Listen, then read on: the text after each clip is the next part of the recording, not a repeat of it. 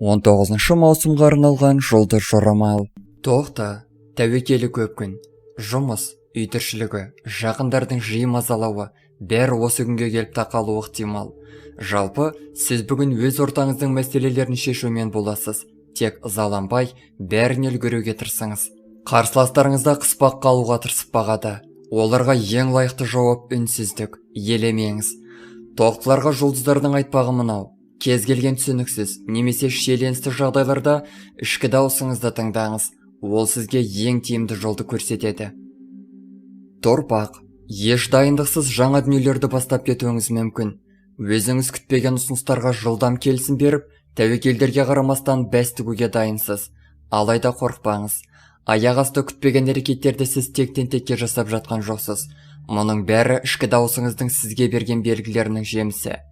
Ішкі даусыңыз сіздің жол сілтеушіңіз, навигаторыңыз. Бастапқыда өзіңіздің жасап жатқан әрекеттеріңіз бен таңдауларыңыз логикадан, өзіңіз үйреніп қалған бағыттан алыс болып көрінуі мүмкін. Көп ұзамай өзіңіз батылдық танытып, жақсы шешім қабылдағаныңызды түсінесіз. Егіздер, осы күні өміріңізді өзгертуге деген құштарлық пайда болуы мүмкін. Тек таң қалмаңыз. Бұл жұлдыздардың ықпалынан. Бұл күнгі шабытыңыз бен белсенді құштарлығыңызды басып тастамаңыз. Егер шын мәнінде де алға жылжып, жаңа қадам басып, өзгерістер жасау керектігін іштей сезер болсаңыз, көп созбаңыз. Бұл күн қажет емес дүниелерден, жағымсыз әдеттерден құтылуға өте қолайлы. Сонымен қатар, өз аймағыңызды тазартыңыз. Үй ішін жақсылап тазалап, өзіңізді де сумен байланысты емдік шаралармен қуантыңыз. Шаян. Шаяндар үшін бүгінгі күні ешқандай шектеу, ешқандай кедергі жоқ. Әлбетте, бұл олардың ішкі дайындығы. Жолыңызда тәуекелдер жоқ деп айта алмаймыз. Дегенмен де табандылық танытып, кез келген жағдайдан оңай шығуға талпыныс жасасаңыз, бәрі әлдеқайда жеңіл өтеді. Жұлдыздардың ықпалының әсерінен шаяндарда бүгін болуы керек жерде болып, айту керек сөздерді айтады. Мұқият тыңдап, мына сөздерді естен шығармаңыз. Егер жұмысқа немесе ақшаға қатысты үзілді-кесілді шешім қабылдар болсаңыз, алдағы күндерге ойша есеп жасап, қаншалықты биікке, қаншалықты алысқа ұшалатыныңызды ойланыңыз. Арыстан, тәртіппен ережені бұзбасаңыз, бүгінгі күні бәрі де жақсы болады. Бұл күн іскерлік, тұрмыстық мәселелерді шешуге арналған. Бұл күн әрекет ететін күн.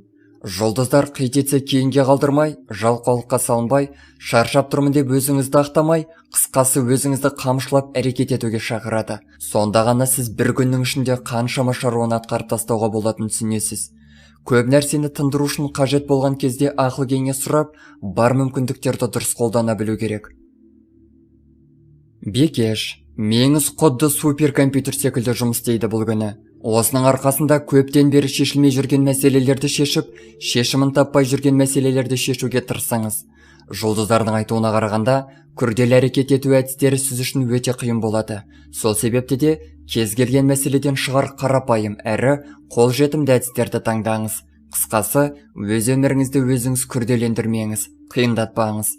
Бүгінгі сәтті жағдайларға сенімділікті қоссаңыз, жетер нәтижеңіз өте керемет болады. Тараза. Таразылар үшін бұл күні ең қиын нәрсе бір жерден екінші жерге қозғалу. Әрине, бұл басқа мағынада айтылды. Бір шаруаны алдыға жылжыту, дамыту қиынға соғады. Сол себепті де өзіңізді мәжбүрлесеңіз де әрекетсіз отырмай, барынша ширақ бола біліңіз. Есесіне кешке таман керемет нәтижелерді көресіз. Кейде артқа сүйретін жағымсыз энергетика, немесе жағым сорта болады. Олар делемей, өз мақсатыңызды естен шығармай, артқа сүйрегіштерге қарсы тұра біліңіз. Жұлдыздар таразыларға жаңа бастамаларда жақсы қолдау көрсетеді, бастысы ниет. Саршаян, таңғы уақыттан бастап сергектік, күш-қуат сезіледі. Алайда, күн сізден тым белсенді, болмаса тым күрделі шаруаларды шешуді талап етпейді. Бұлай дейтін себебіміз, көп саршаяндар бұл күні өз біліктілігінің жетіспеуіне байланысты немесе өзге саланың жұмыстарын жасауға талпыныс жасауына байланысты сәтсіздіктерге ұшырауы мүмкін. Әлбетте, ешқандай дайындықсыз немесе қосымша ақпаратсыз сәттілікке жету мүмкін емес. Сол себепті де барынша ұстамдырақ болғайсыз. Қорытындылай келе айтарымыз, сізге өз-өзіңізді бақылауда ұстап, қажетті кеңестерді дер кезінде ала біліп, әрекет ету барысында тек өзіңіз жақсы білетін тактикаларды таңдаңыз. Мерген, кез келген бастаманы соңына дейін жеткізуге қауқарыңыз жетеді. Кейінге қалдырып келген шаруаларды, маңызды сөйлесулерді осы күні реттеп алғайсыз. Өзіңізді ақтап, немесе кейінге қалдыруға үгіттеу нағыз ақымақтық. Мұндай сәтті мүмкіндіктер күнде келмейді. Жұлдыздар өзіңізге тым сенімді болып, өзіңіз көтер алмайтын жүкті көтермеуге кеңес береді. Әсіресе жаныңыздағылар артық шаруаны беріп, өз жауапкершіліктерін сізге жүктесе бас тартқаныңыз абзал. Қазіргі таңда сіздің күшіңіз өз жеке шаруаларыңызды сәтті алып шығуға ғана жетеді. Тәуешкі, өз эмоцияларыңыздан қорықпаңыз. Дауысыңыз бен шынайы эмоция біргер болса, сіз көндіре алмайтын, немесе сендіре алмайтын адамдар болмайды. Жұлдыздар қабылдайтын шешімдеріңізді тек өзіңіздің интуицияңызға сүйене отырып қабылдауға кеңес береді. Тіпті өз ағзаңызда қандай да бір белгі береді. Мысалы, бір жерге барарда аяқ тартпай тұрса, демек ол жерге барудың сізге еш қажеті жоқ. Осы жақын күні көрген түстеріңізде маңызды нәрселерден хабар беруі мүмкін. Жақсылап ойланыңыз, түсіңізді ешкімге айтпаңыз. Су қойғыштарға тек өзіне сенуге кеңес бермейміз. Әйтпесе, өзіне тым көп алып, шамасы жетпейтін нәрселерді қолға алып, кейін ұятқа қалуы ғажап емес. Өзіңіз сенім артатын адамдардың кеңестеріне мұқият құлақ асып, олармен бірге болуға шақырамыз. Өзіңізге көп жауапкершілік арқаламаңыз, оны өзгелермен бөлісіңіз. Айналаңыздағыларға мақтанып, рөл ойнап, өзіңізді жоғары көрсету үшін жалған иллюзияға берілмеңіз. Себебі, жалғандықтың, шынайы емес дүниелердің барлығы кейін ашылады. Барынша шынайы болғаныңыз дұрыс. Балықтар, ойланыңыз.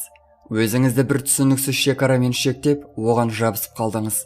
Әр қарай, немесе одан биік ойлануға болмаса, әрекет етуге қорқатын сияқтысыз. Өзгелердің емес, өз дегеніңізді жасаңыз. Ішкі даусыңыз нені қалайды, соны жасауға кеңес береміз. Мысалы, кішігірім өзгерістерден бастау, бұрын кимеген стильдегі киімдерді кию, жеп көрмеген тамақты жеп көру. Осындай кішігірім өзгерістердің арқасында ойыңыз жақсы жаққа өзгереді. Бастысы, еркін болыңыз. Достар, біздің каналға жазылып, лайк басуды ұмытпаңыздар. Келесі шығарылымдар тек қана сіздер үшін.